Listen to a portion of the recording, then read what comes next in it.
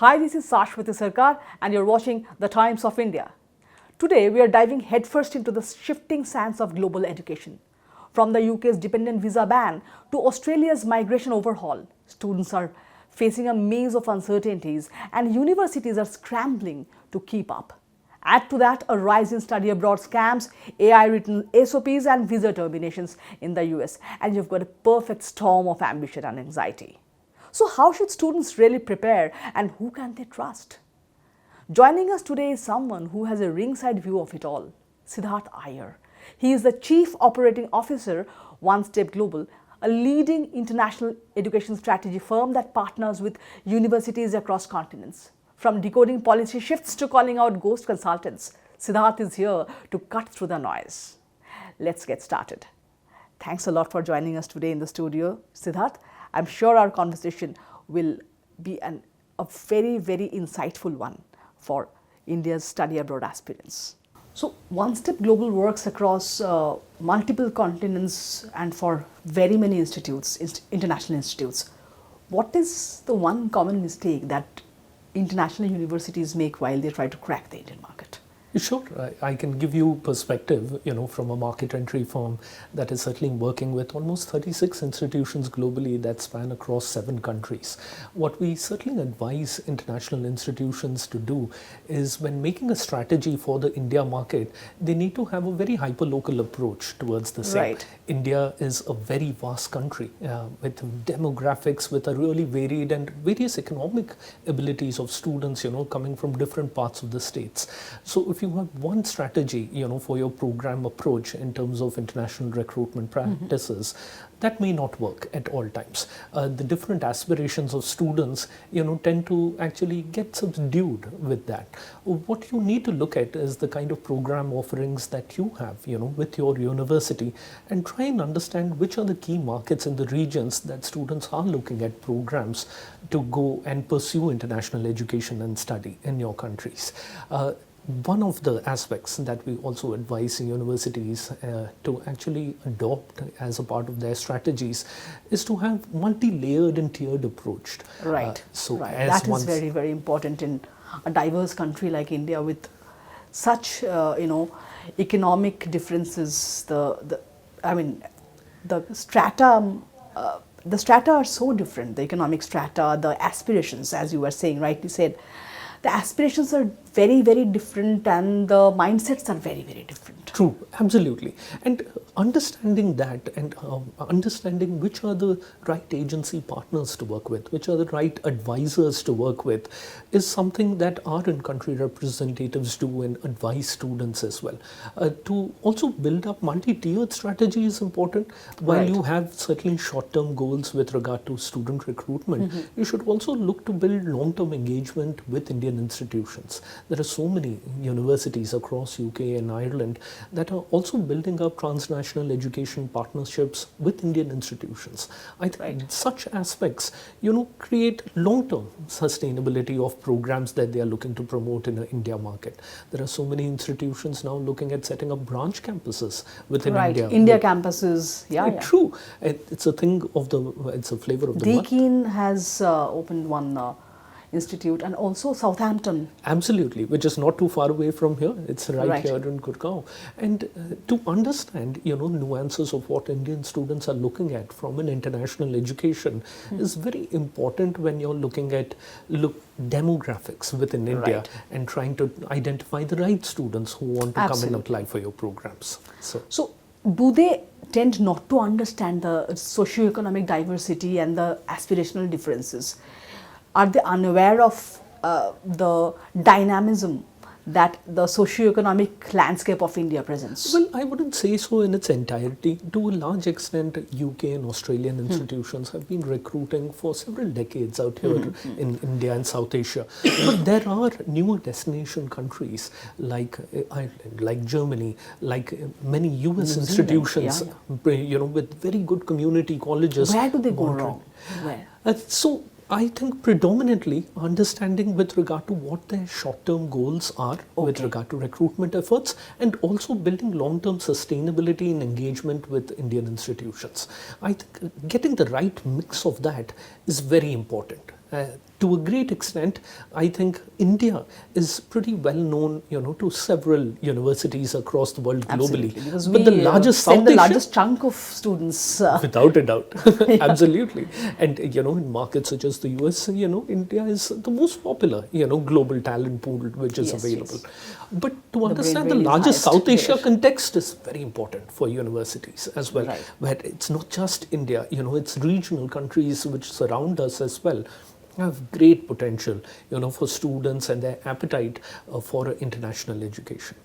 So talking about policy, UK's dependent visa ban and Australia's migration overhaul, they have sparked a lot of debate of late. How should students and their families strategize amidst this volatility? True, I do understand, this has been creating a lot of news in the media of late with regard to, the changes made in policy both by UK and Australia. But let us look at it more contextually. So if I were to look at, the recent policy change in UK where they have put a ban on dependents, traveling along with them, the statistics show, according to the Home Office, that they have seen a 80% decline in dependents traveling to UK as a destination country. But if you look at the larger context of it with regard to what fraction of the Indian student population are actually going for postgraduate and taught research programs in the UK, there is where the student population typically travel with their spouses. to the country. For research and postdoc. But a lot of people aim their PhDs and postdocs Exactly. there. Not really, I don't know whether graduation is the most coveted path or post-graduation or PhD or postdoc. That I don't know. Sure. So largely India is a postgraduate market, typically when it comes to UK as a destination. But spouses, who are traveling along with students who want to study to get a UK education is a very small fraction Minuscule, of the entire population. So largely things have not affected India and South Asia to a great extent. There have been, other countries which have certainly seen a decline in volumes such as Nigeria, from going to UK as a destination once this policy was implemented. India, to a great extent, remains unaffected. But UK also has a phenomenal graduate route visa program. Right. And with the help of that, I think students have found it really beneficial with a UK education and degree. What they've been able to do in terms of work and employment opportunities have been phenomenal, not just in the UK, but overall across Europe as a destination. And even back here in India, where the UK education is recognized really very well. And Right. if I were to take, also Australia yeah. as an example. So Australia has tried to improve, the quality of intake of students by increasing financial barriers, by putting in student caps for certain programs. Right. But due to some India and Australia trade tie-up, Indian students are exempt from certain restrictions on post-study work, I guess. That is correct, exactly. And the post-study work opportunities, through the GT routes that Australia does provide. So that is very beneficial for Indian students. And they are doing something which is meaningful to their own economy. So if they are giving skill-based programs and that to degree programs in Australia, it is to help economic development in their own country. Right. And those are the kind of programs which actually see a post-study work visa opportunity where Indian students can certainly thrive with the help of those. I think to a great extent, the narrative around this has been a lot of fear-mongering in the social media with regard to what gaps can be. You give us a snapshot of the ground reality. True, absolutely. No, the ground reality is that the students are still very much interested in both these destinations, despite the recent policy changes as well. What it does tend to provide, is quality education, great innovation coming out of these countries, and also great post-study work opportunities. So there is no strategy that they need to per se look forward to while planning their study abroad? Well, there is. See, identifying their own area of interest in terms of their careers is certainly very important when it comes to looking at a particular destination where they go to study in. I think that is the first stepping stone towards identifying which country should I go to study to. If it matches your skill set, your own aspirations, I think that is where you will tend to grow more and have a passion for even pursuing that as a long-term career opportunity. Absolutely. But students, to a great extent, need to now start looking, at their careers with a global lens. And I say that, primarily with the reason is you may get a great education from UK or Australia or for that matter US, but the work opportunities are not just restricted to that country and that geography. You have phenomenal, remote working opportunities, even sitting out of your homes out here. Yes. And that opportunity has opened up because of global education, because of globally recognized degrees. And these universities and institutions are very high in terms of their global rankings all through the world. That would give them the credentials that they need to succeed anywhere they go. So we all know about what is happening with SEVIS, with visa revoking, and Harvard getting a funding freeze, and other top-notch US universities also apprehending funding freeze. We know what is happening over there. So with this kind of a volatile situation, what precautions should Indian students take to safeguard their legal status over there in the US? So Sure. if that could be highlighted a little bit. Sure, I will as well. To begin with, I think Indian students typically, tend to go to the Visa Balaji temple in Telangana to pray that, their US visa applications gets through. So I think they could possibly begin with that. But even if not for that, I believe, they need to look at it from a different lens with regard to, how US has taken in Indian and South Asian students as a destination country. They have the maximum international students, onshore with the SEVIS program. They have over 1.1 million students who are studying there, and almost 6,70,000 plus are Indian students, who are studying under various educational initiatives and programs at US institutions. So a phenomenal destination, for study.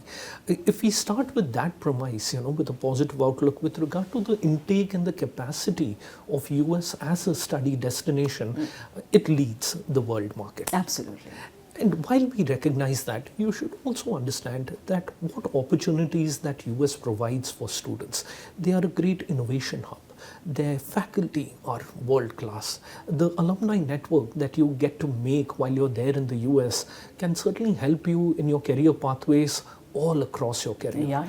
And in all these things are checked, then to a great extent, you shouldn't be always dependent on a STEM OPT visa, for postgraduate, study or work employment as well. And I think What should be the strategy like? So the strategy should be, let's start looking at newer courses and programs which have more global skill acceptance.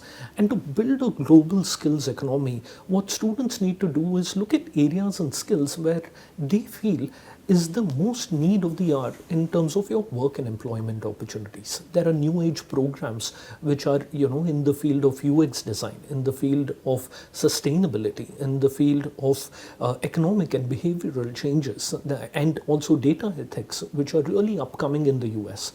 Just over the last year, there have been almost a 12 to 18% increase, in the demand for these courses to US as a destination. Right. And these are from traditional sending markets, in the south of India, like AP and Telangana, where we've seen this rise and increase. Right. So with such creative fields and programs which are now coming in place, students must start looking at these, as alternate education pathways where they'd be able to make careers out of them.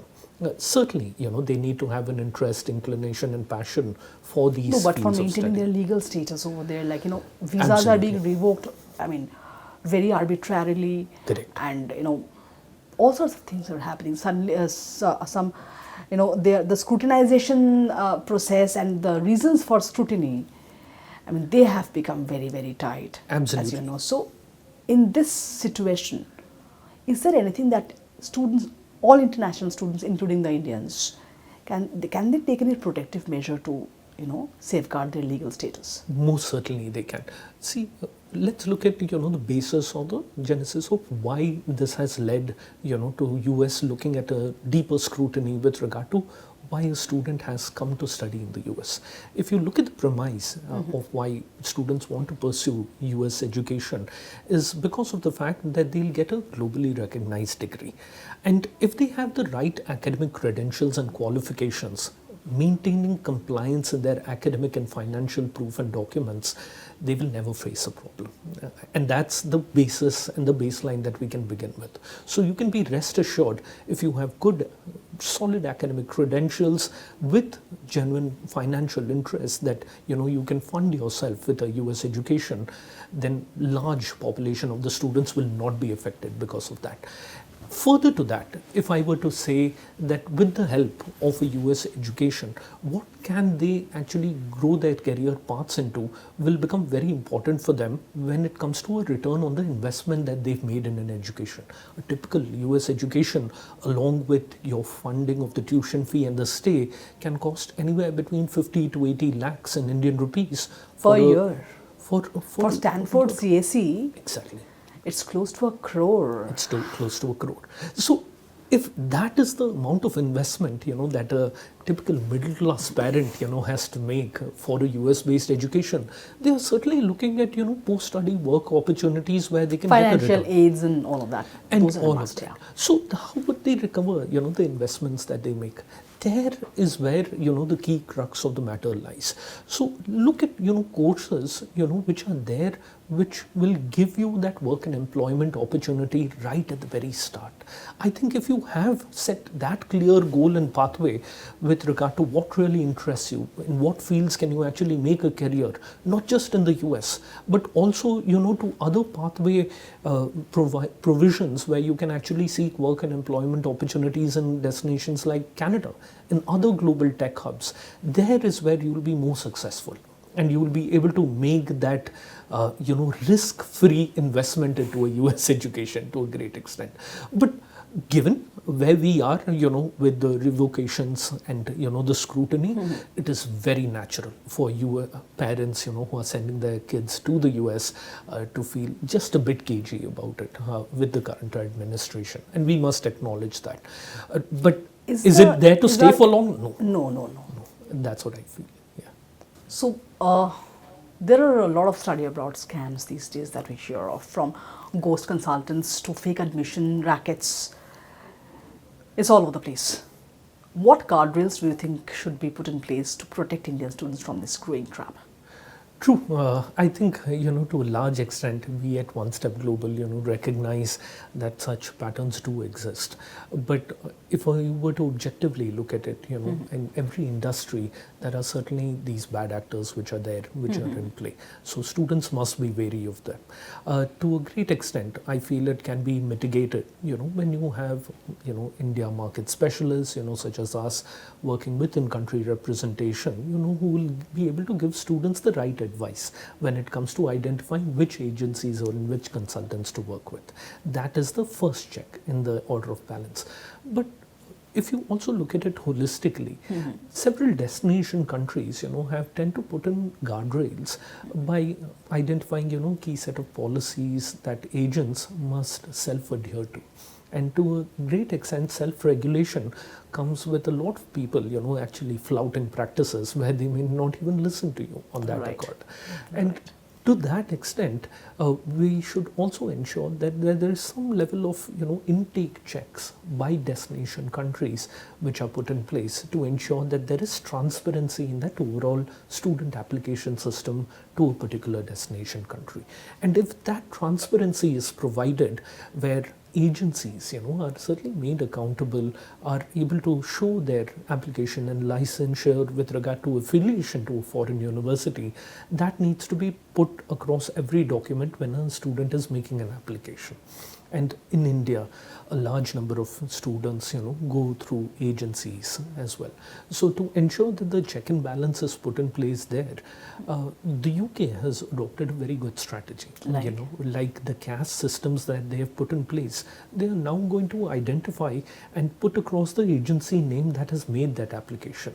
That will be able to create, kind of an audit and a level check system where they are complying to the right way of making a student application to the university.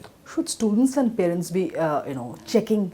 I mean, should they have a checklist before choosing a study abroad, consultant, or maybe fake admission rackets? Absolutely. And as you're rightly saying, that the policy should not always be a top-down approach. It also needs to be a bottoms-up advocacy where we are able to advise students the right kind of agencies that they should work with. Typically, these international universities put a list of all the agencies that they work with on their websites. A large number of do this as standard practices. So students must look at authentic, reliable information on the university websites, on websites of advocacy bodies of government agencies such as Education Ireland, Education USA, Education in Australia. They are authentic sources of information that you can rely upon. And you should also look at the global, registry of agencies that a particular international university works with. To have a check and balance at that level where both students and parents are aware who are the right set of people to work with, I think that is a very good starting point to begin with. To a large extent, I think universities have certainly improved, by learning from the mistakes, which we've made in the past. And this is a continuous process. There cannot be a stopgap arrangement, to check and say that everything is all right now.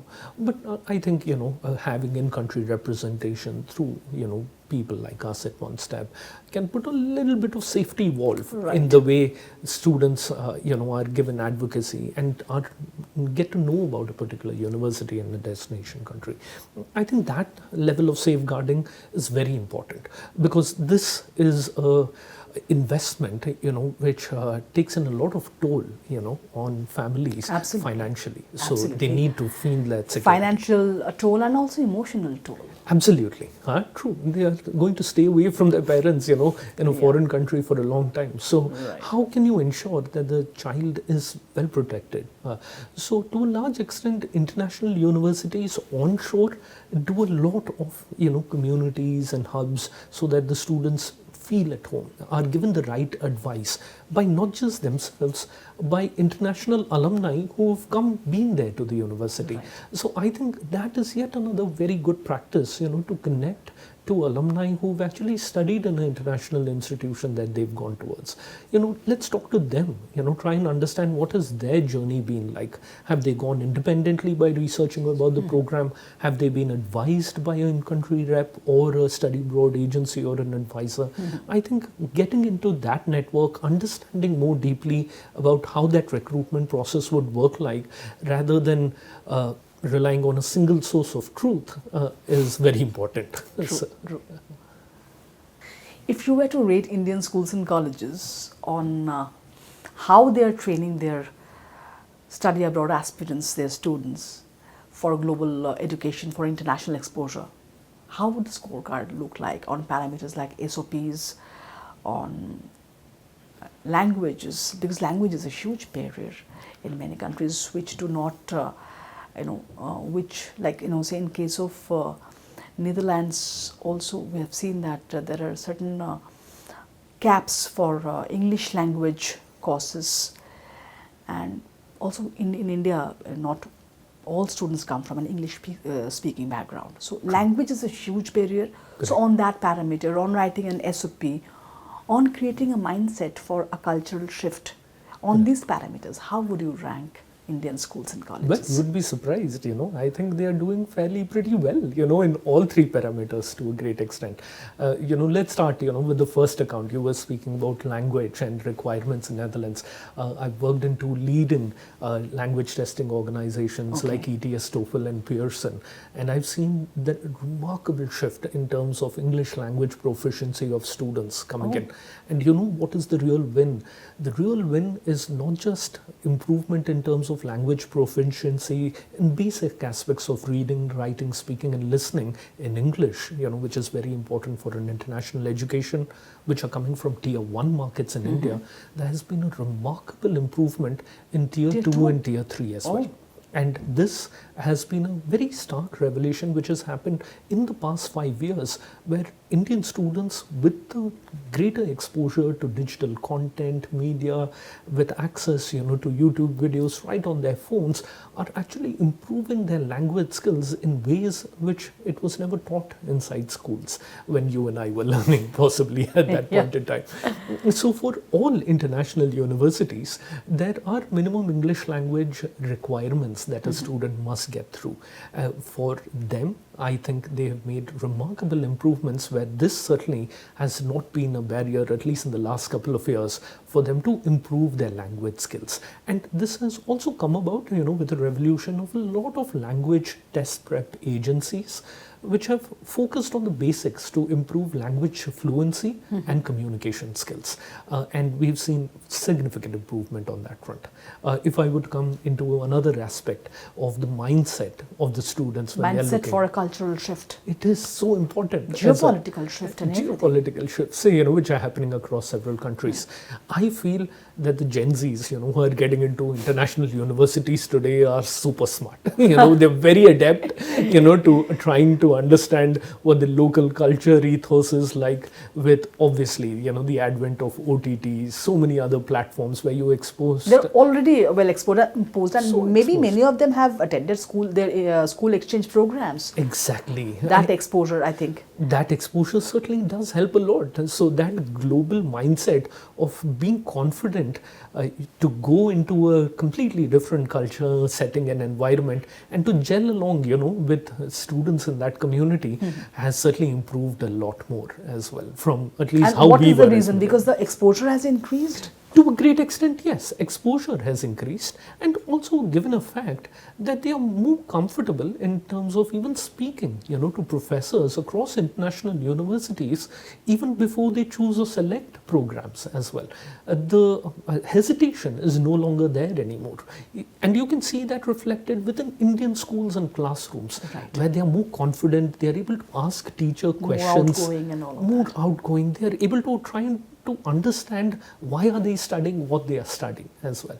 And I think that cultural shift is very important. And to a great extent, I also feel, that the government has enabled that, with the new education policy. There are multidisciplinary learning aspects which they've incorporated into curriculum. There are multiple exit points where students can actually leave education and pursue skill-based courses and programs that are of their interest. And I think this new focus has driven a lot of those changes. Possibly one place, I wouldn't rate on very highly is the SOP writing skills, that still I would give that a 6 on a 10 as well. We have certainly, moved away from the cliche copy-paste, SOPs that we were seeing earlier. But I think there's a lot of Now scope you have a of new improvement. evil, AI. AI can be an evil, AI may be a great crusader as well. It depends on the way it is used. Absolutely. Truly dependent on the way it is used. Yes. But to a great extent, the creativity of students do remain in terms of sharing their personal experiences and being able to express their journeys, their side hustles with regard to how they are trying to make money while even at college. So I think that is coming across more in the SOPs that they write, but still a lot of score of improvement. But overall, I would certainly rate it, say, a 7 on 10 for the Indian education ecosystem where we are now, and that too a 7 with a distinction. So they're doing pretty well. Yeah. So there's a lot of chatter going around about the emerging destinations like Finland, UAE, Ireland. But how much of it is real and how much of it is a marketing gimmick? Should students really bet on these next big study abroad destinations, quote unquote, I mean so-called next big study abroad destinations? Absolutely. So- you should put all your money on it, without a doubt. And I say this, with a very personal endeavor, because we at One Step, when we started about 7 years back, we actually, in fact, started with a very small Irish institution called the National College of Ireland. And overall, at that time, Ireland was recruiting close to about 700 students from India as a destination market. And it has grown phenomenally in the past 7 years. Right Ireland. now, Ireland What as is a driving this destination. growth in Ireland? I think to a great extent, it's known as the Silicon Valley of Europe for a particular reason. Is because you have global tech hubs, setting up their headquarters in places like Dublin, which has really seen a lot of growth in terms of international students wanting to come in and even seek employment as future career prospects. So the Irish education system is very well defined, and they have clear outcome-based learning matrices which are put in place. And they do this in association with industry. And the cost effectiveness of the education system there has driven to this growth. Currently, we represent close to 4 Irish institutions. So this includes Maynooth University, the DCU, and also the Technology University of the Shannon. Now, all 4 institutions combined, recruit close to about 40% of Indian students going to Ireland as a destination. And this growth is very real. And if you even look at Ireland as a destination, the kind of work and employment opportunities that students get beyond their studies is phenomenal, and a great supporter ecosystem which exists, around the city to be friendly for students, to be welcoming to international students. And I think that ethos and culture is here to stay. Will it do very large volumes like US or UK in the near future? Probably not. But that sustainable growth That also is depends there. on the size of the economy. Absolutely, without a doubt. And that certainly does matter. So even newer destinations, as you were talking about Finland as a destination, we have a representative institution called the University of Vasa, who have significantly grown their international student volumes over the past couple of years. Why is these destinations giving so much importance? It's because of the innovation and the research which is involved in their courses out there, and they are really good when it comes to looking out for students in terms of employment prospects and opportunities for them in the larger European region. So these reasons, make the destinations very attractive overall, as a destination country. So yes, without What a about doubt. UAE, Dubai? I hear a lot about Dubai, Absolutely. So we very recently set up an office in Dubai ourselves. And the reason for this is that currently there are at least 25,000 Indian students who are there in the Middle East and UAE as a destination. The reason why it has grown is certainly not just because of the proximity to India as a destination, but also there is a cultural fitment and alignment of students who Right. want to go study there. There are so many international universities who've actually set up entire branch campuses, out there in Dubai, which make it very attractive as a destination. And if you look at the easier visa policies, that is, something which is very attractive to Indian students as well. Visa. So it's so important Yeah. for you to get that sense of assurity and security that yes, I'll be able to get it, make it there, and also seek good work opportunities in the country. So, okay. If you were to advise one Indian university to go global, setting up their campuses abroad, or attracting foreign students, what should be the blueprint for that plan?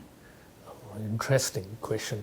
I would say that let's begin by improving Indian tourism, to make international students feel attracted to India to begin with. And if that could be a good driver, for them to ensure that when they are looking at a welcome in India, it is as warm as the weather outside the studio. It is as warm as the people and the food out here. And it's as warm, as parents looking after you, as words where they say, ki khana khaya ki nahi beta, is everything all right with you? And I think that soft power that India has, is certainly something that needs to be leveraged. And leveraged in a way where you can look at actually serious business opportunities by internationalization as a strategy. So if Indian universities were to look at it, I think to a great extent they need to self-contemplate in terms of why do they want to choose internationalization. Is it that they want to diversify revenue? Is they want to improve their economic and overall international collaborations in terms of academics, or are they looking at exchange programs and likewise, which will help them improve their profile, to do more domestic enrollment? And if you are clear on the objectives, then every path, needs to have a different strategy of how they are looking at it. Overall, to improve the global rankings of Indian universities and institutions, they certainly need to adopt an internationalization strategy. So for them to certainly be visible, among the global and appeal to the global audience. It's so important as well. So, if you were to suggest 3 things Sure. for to Indian institutes, what would those 3 things be? The first is, if you're looking to set up international branch campuses, let's do it with a purpose. Understand, the demographics of where you want to grow, and understand, the business that you'd be able to drive from there. The second is that attracting foreign international students to Indian institutes. Yeah, is so important as well. How? Out there, the first and the most easiest thing to do is actually start with faculty exchange programs. They are very easy, for Indian institutions to execute as well. If you get in foreign, professors out here to India to start teaching them, and later the students should follow, as a thumb rule, where those universities, will gain confidence with regard to what India also has to give, as an overall market. And the third thing, possibly, I would say, is also to look at models which have worked for others. And in that way, if you look at dual degree programs, if you look at articulation programs, look at models in India that have been successful for international universities. And to a large extent, you need to be consistent with your effort. It should not be a piecemeal MOU signing and then be done with it. I think to a great extent, you need to put in your time and effort more than, money to ensure that this project is a success. And I think that consistency is a key to drive, all 3 checklist items. So we are coming to the final question of this interview. Let's talk AI. AI is taking over everything. AI and technology is taking over everything, starting from SOP writing to visa screening. Do you think that authenticity is taking a back seat in the study abroad process due to the intervention of technology, authenticity and originality? Interesting question as well. See, to a great extent, I would always view AI as a great enabler. Yeah, it is just the way in which we approach authenticity that needs to be re-looked at.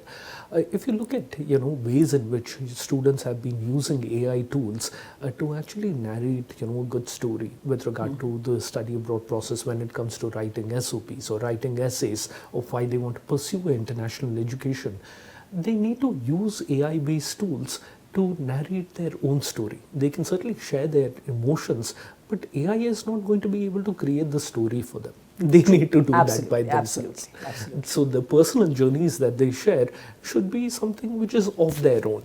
To a great extent, I think universities also understand that students are using AI-based tools. So there are a lot of screening practices that even universities and admissions officers that we employ at One Step tend to evolve, where they used AI-based tools, such as Turnitin, to check, whether the content is written by AI or not. So that's the irony. We are using AI to check if it's absolutely, if it's AI-enabled content. So yes, it works both ways. The dependence is, huge. Absolutely. But, if you look at the lens and an analogy, that just like, spell checking did not kill your writing skills and abilities, AI is not going to kill authenticity to a great extent. It is just an enabler with regard to what ways in which do you utilize it. Universities tend to use it in a very smart way. Universities look at analysis, of students on how the programs can become actually more immersive for students when they are looking at certain courses. They also have put in AI as enablers within the assessment systems that they evolve and put into that. AI is used for visa screening as well. For visa screening as well. So all these checks across the study abroad journey. Is it okay to do visa screening with AI? To a large extent, if there are basic fact findings, which are more repetitive in nature, such a documented process, which have been fed in as checklists to a AI-based tool, are absolutely okay. It improves your turnaround time and efficiency in terms of even processing visas. I think these enablers and tools need to be incorporated in every part of the ecosystem. There are so many Indian edtech companies using AI, as a part of their counseling methods and mechanisms. Why do they do that? Because if you're looking at a plethora of courses with the grades you've got, with your career options that you want to pursue, and if you're looking to scan through almost over 50,000 courses and programs across so many destination countries, if that could be given to you in just a few seconds, then that's a great enabler. Yeah. So, yeah, absolutely. I certainly feel AI is here to stay. We must look at ways in which it can be used inside classrooms so that it can be effective for teaching and learning. Siddharth, I can't thank you enough for this very meaningful and insightful conversation that we had today. Likewise. Thanks a lot, and we would look at a long-term relationship. Thank you. Thank you, Shashwati, for having me here. Thank you It's for been your great time meeting and your wisdom and your insights. Thank you so Thank much. you. All right.